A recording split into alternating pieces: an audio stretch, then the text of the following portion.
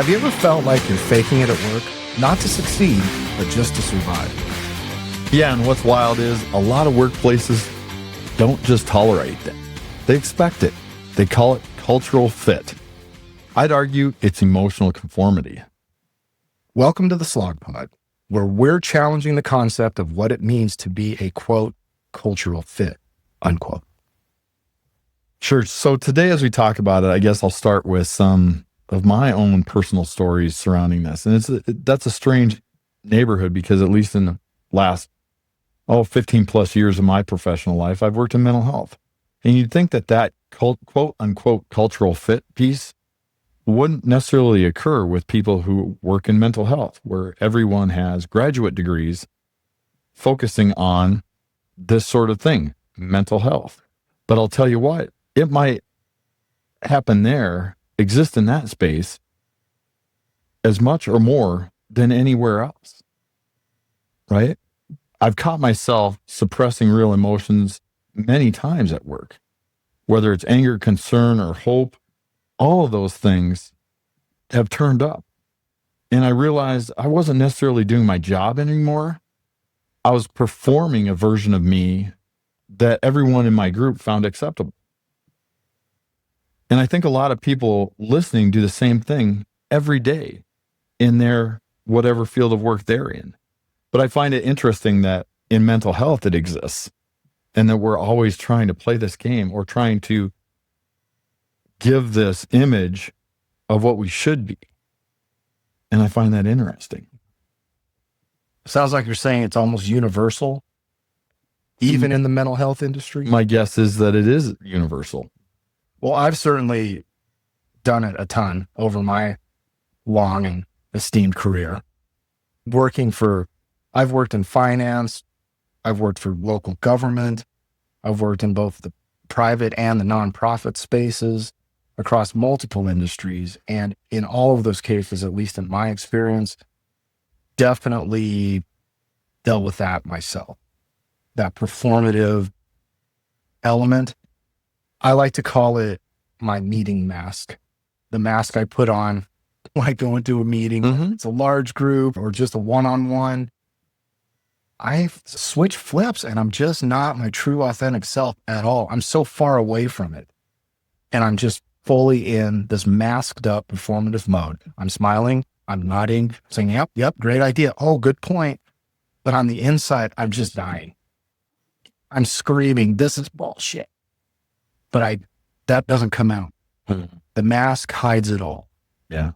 I know that we've covered this previously on some of our episodes, a little bit here and there. So we want to dig a little bit further in today and really deep dive into what that looks like. So let's talk about some of the potentially problematic emotional patterns that exist. Can we start there?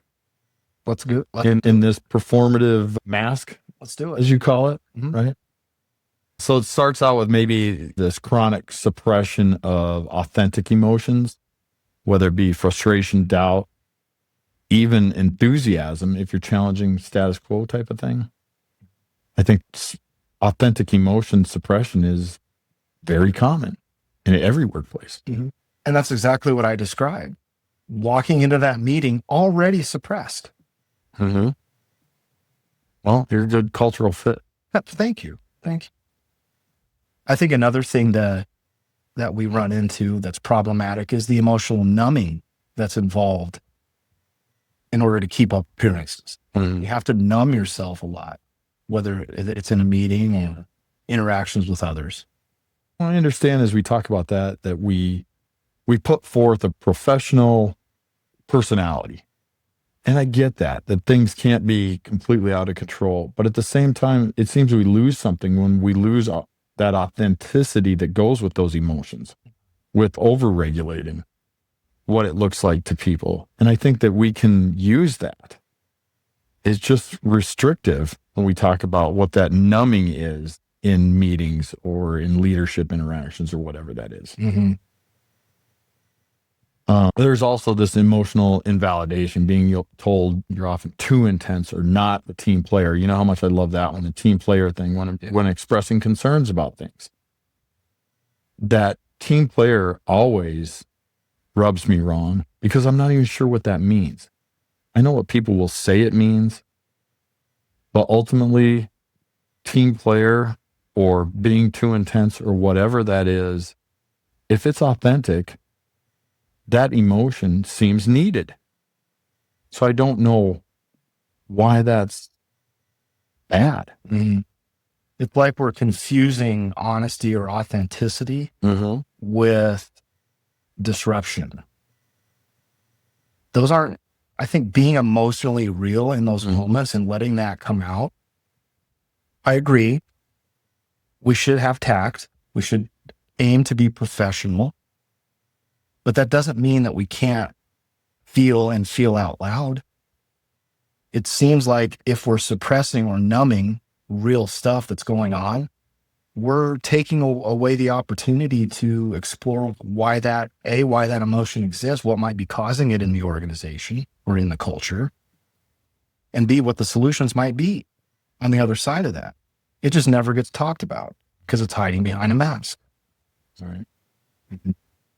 And that lends towards some of our last problematic emotional type of pattern, which is that emotional hypervigilance, that's constantly scanning for an acceptable emotional response. Yeah. Acceptable. It takes so much work when you think about it.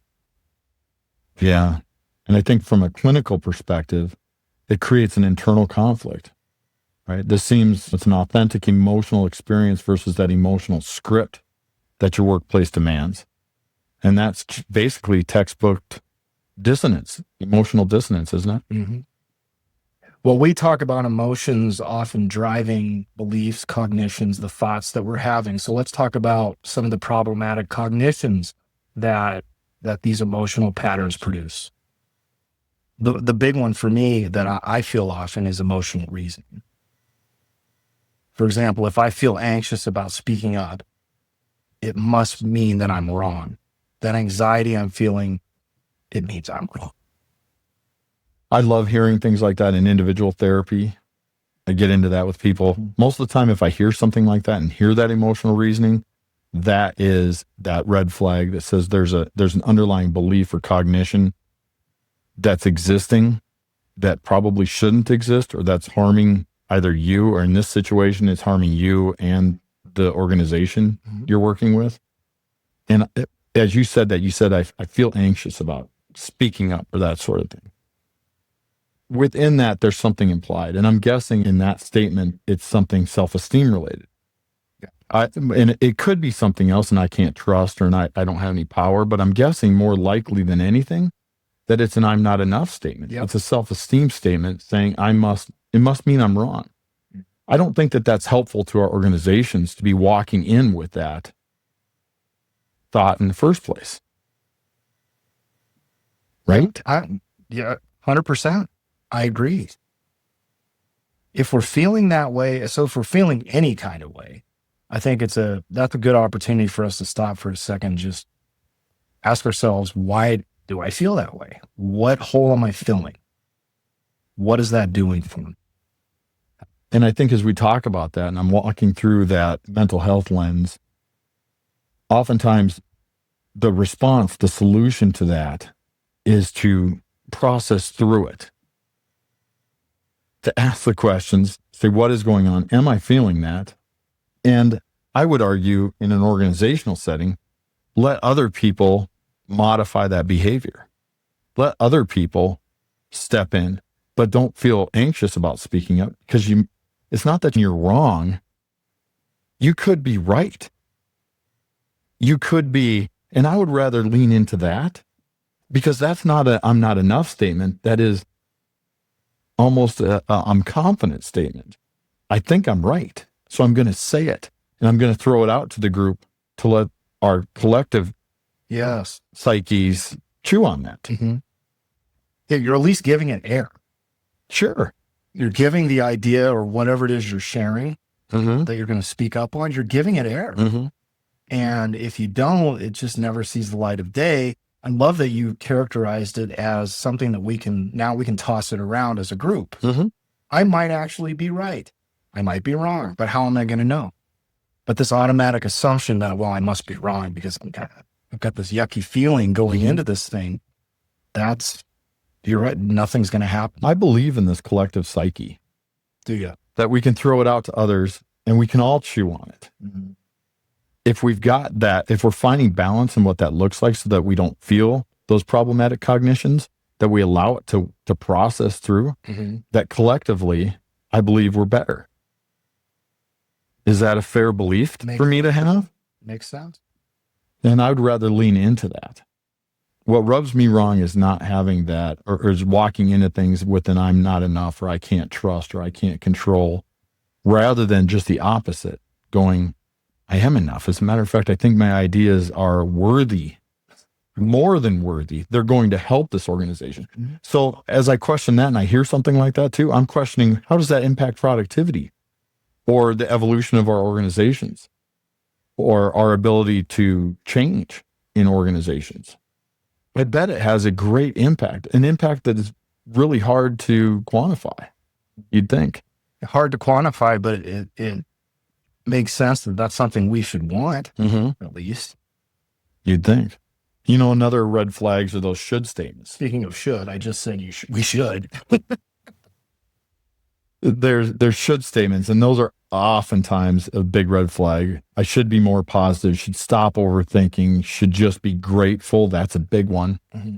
Those should statements are always a red flag for the same thing, because ultimately, if I ask somebody, when you make a should statement or you're having that thought, again, there's something going on. I can't control. I don't have any power in this situation, right? I can't trust. I'm not safe. I'm not enough. It goes on and on. Same things over and over and over again. There's something behind that, and it needs to be identified. Ultimately, I would argue that if you find yourself tripping across that should statement, that let's lean into it. Let's go through it. Yeah. And a lot of times when you do that, you're going to find out the source of that should. It's right here. It's in your yeah. Like, seriously, there's been times I've had that cognition. Why am I saying should? Why am I making this assumption? And my brain immediately goes to, well, the organization is putting that thought in my head. Somebody else, the way a boss is going to talk to me, that's what's putting it there. But as I continue to peel back the layers, guess what? It's actually just me. I'm projecting that from somewhere within based on one of my insecurities. And that creates all kinds of problems, because maybe I should overthink in this case. Yeah. Or what? And it's interesting you say that. You're taking it to your individual self. And I don't know. Either way, it seems that the theme of all of this is to throw it out there and see what happens. Again, let the collective psyche chew on it. I should be more positive, quote unquote. If that's what the thought is, well, let's find out rather than sitting on it. Where is that coming from? But we have to, and maybe the collective psyche can grab that. And maybe the collective psyche is causing it. Right. And it wouldn't know that it was until the conversation happens. Maybe as I put out another one, you should just be grateful if that's your internal thought. Well, let's put that out to the organization or whatever that is, apply it so that we can chew on it and find out, is that appropriate? Where is it coming from? Because I think a lot of times leadership puts that on there. I had a boss somewhat recently that said that the more positive statement should be, they were constantly, and it's not genuine. It's like you skipped a step. Well, then it's constantly within me, I should be more positive. Well, then it comes across, you're creating a culture that is inauthentic from the get-go. So you're never going to get straight answer. Never, ever. So it's interesting that those should statements and what that looks like as far as problematic cognitions, again, that's just one of those red flags that I think we need to cover over and over and over again until we really grasp it. Yeah, I agree. What about personalization? We do that a lot. When we hear feedback or we get rejected, an idea we had, and we interpret that as a personal failure and not a systemic problem. Sometimes it is the system. I would argue maybe most of the time it's the system. Okay. And I would guess in this personalization piece that it's not a systemic problem, that's a personal failure. This might be the single most problematic cognition we have in organizations. Because if I look at what is the evidence for certain things occurring and what that response is within groups, within organizations, it's oftentimes a pointing finger at one or two people. It's oftentimes individualized when it's the system set them up for it. How often is it one person? Think of the jobs you've had and the breadth of those jobs. There are so many different inputs that it's hard to constantly say, well, it's your fault. And it's certainly not 100% that person's fault. Maybe it's 20% their fault, but we internalize it to being 90 or 100% of our fault, as of our individual fault. So I think that personalization might be the single biggest problem we have in organizations. Yeah. And again, we're asking, maybe we should throw it out to everyone, to the collective psyche, so that we can all say, well, you know what? It wasn't this. We've talked about this before. I'll put this in an example that relates back to our military time. Okay. Oftentimes when I dealt with people who were in therapy for traumas, they would look at it and say, well, this IED happened. I caused this, or I made a wrong decision. And they put so much of that blame, self-blame, those feelings on themselves, on their individualized selves. When I start asking the questions, well, was it your fault that you put yourself there? Did you give yourself orders to go to Iraq or Afghanistan? Were you knowledgeable about what this happened? Did somebody tell you? Did somebody put you in that unit? Did somebody on that moment put you there? It wasn't you that did it. There were all these other circumstances that came into play. However, we tend to shrink it down and look at ourselves. Mm-hmm. And that's, I know I'm using kind of an extreme traumatic example to show that, but we end up looking at our individual selves when it was a huge system. Yes. I mean, think about that. There was a Congress and a government that sent huge swaths of people to war. Mm-hmm. They put them in these certain countries at these certain times and told them to be in these units, to go down this road, to be in this certain vehicle, right? All of these things played into being hit with an IED, for example. But then that person oftentimes looks at it, that's my fault that this happened. When you lay out that evidence, it was very little their fault. Very little. It was all these other things lined up. Mm-hmm.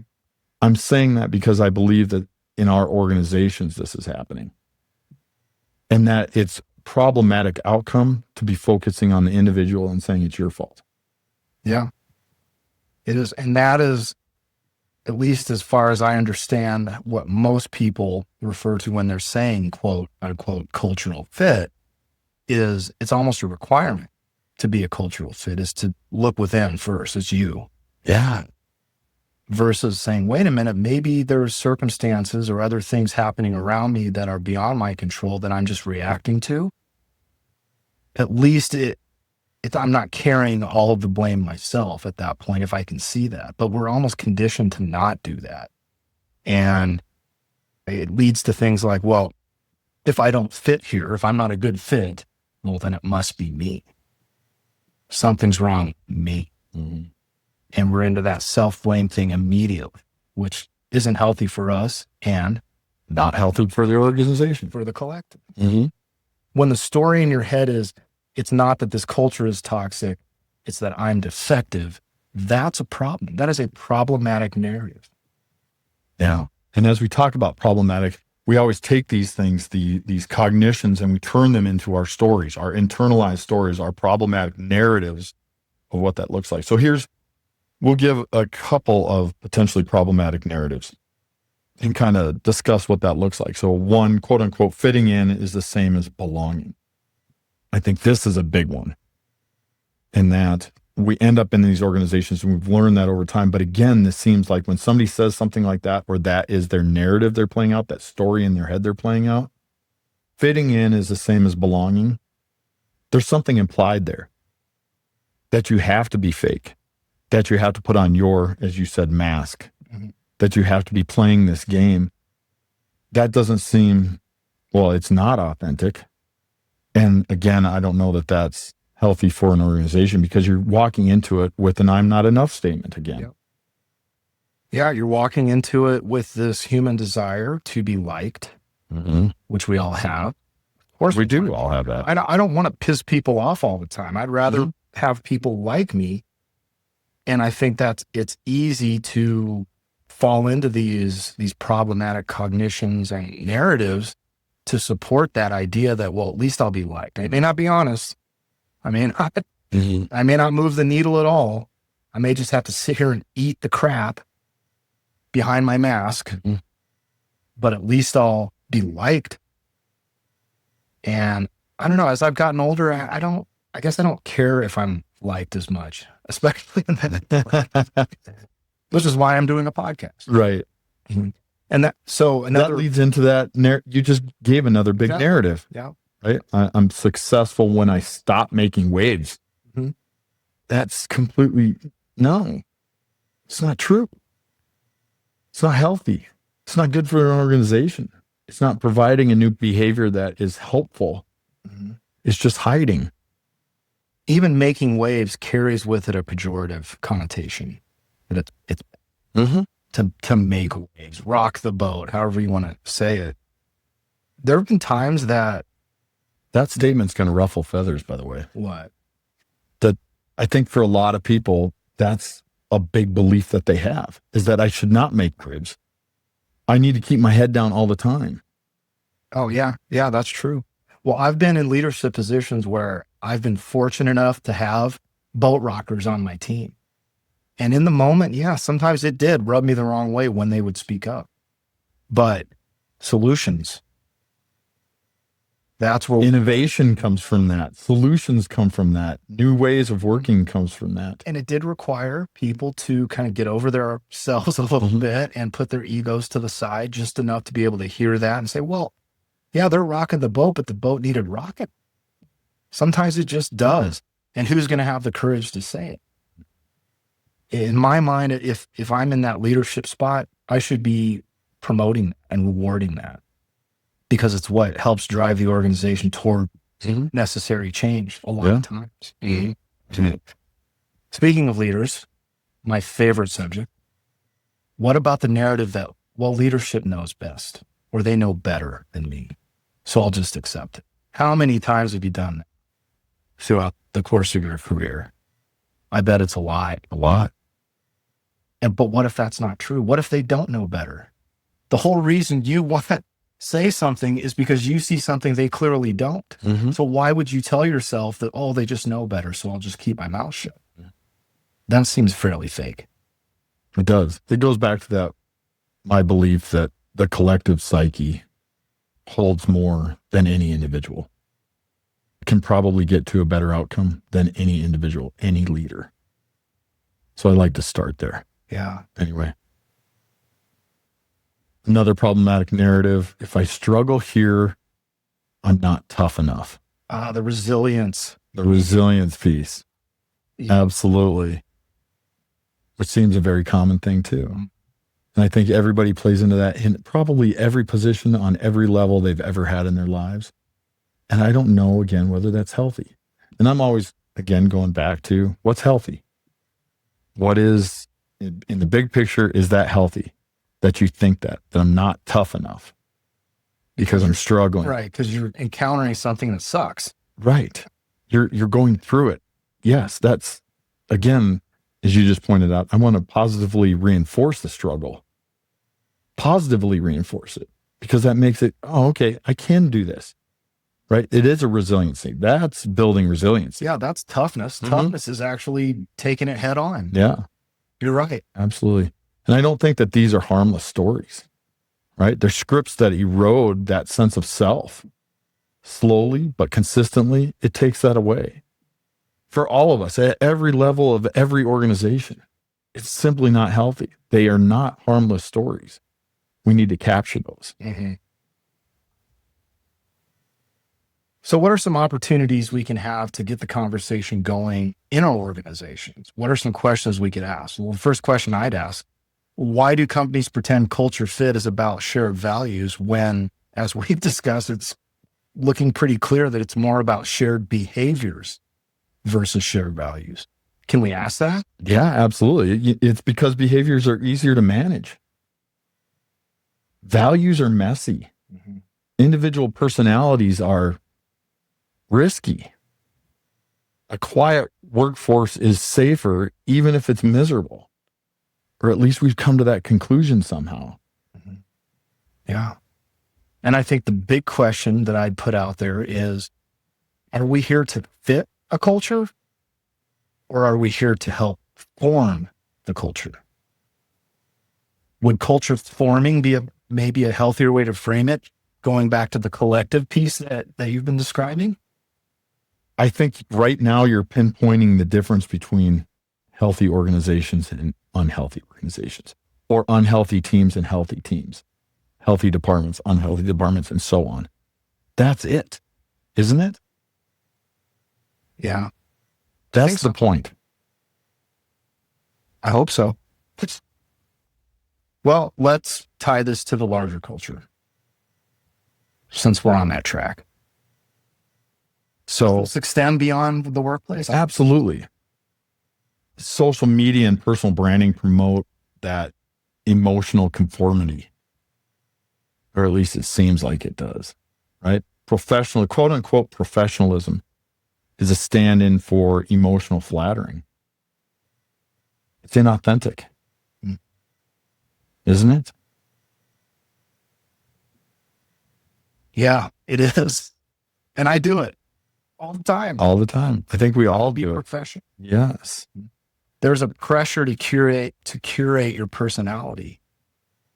Even when it comes to our friendships, our online spaces that we operate in. Again, that going back to, I need to be liked because I'm not enough. Whatever self-esteem is going on in my crazy brain. Yeah. I've found that even as we're just talking about it right now, I can think of any number of circumstances where I talk to people and it almost became awkward because I understood in the moment that performance was happening, or that I was having those thoughts, and it was unhealthy, or it wasn't true. It wasn't authentic. It wasn't genuine. It's interesting to think about that. Yeah. So this isn't just a workplace issue. It's a cultural narrative. Basically, if you show too much of yourself, you're dangerous. It's better to be predictable than authentic, of which it sounds like what we're saying is that's bullshit. Top to bottom crap. Thank you for naming it. Isn't it? Mm-hmm. It is. And it's the expectation right now. In most organizations, at least the ones I've been a part of, in our larger culture, I see it all the time. And hey, there's a realness to it in the sense that we're all doing it and that we've been conditioned to perform that way. But on the flip side of that coin, we can change that. But it does take each of us individually getting off of it, taking that mask off, or at least pulling it down enough for some of our realness to come out. Mm-hmm. So what are some solutions that we can offer, or some questions we could ask people to think about, just whether it's work, culture, whatever? Sure. We've got a couple here for you. So one, when was the last time you showed your real emotions at work? It's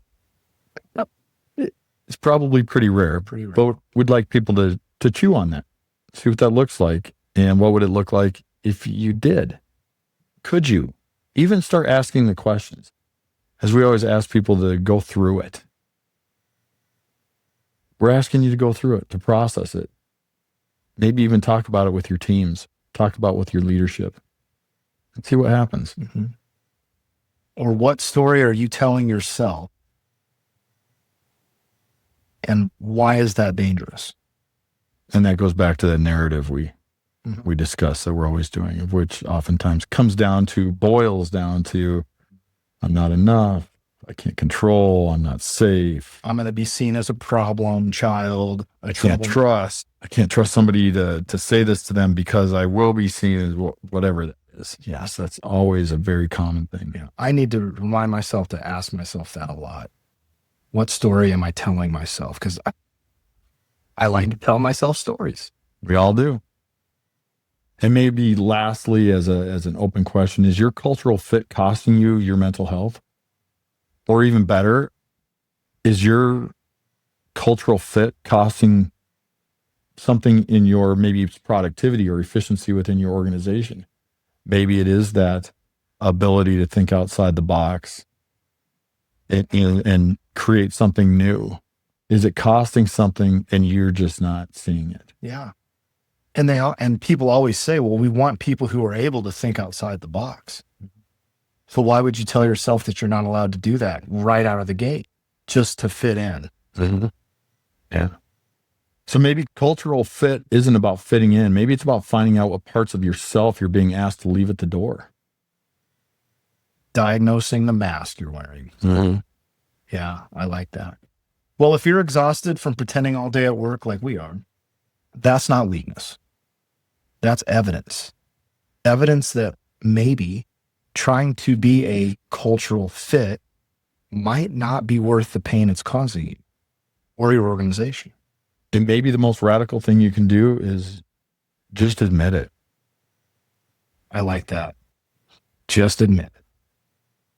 Thanks for listening. Yeah. Hey, appreciate everyone's support, continued support. As Dustin mentioned on our previous episode, we do have merch for sale on our website. That's www.theslogco.com/merch. If you want to get straight to the merch, we got some cool t-shirts and mugs. We'd love your support that way too. Thanks. Cheers. See you next time.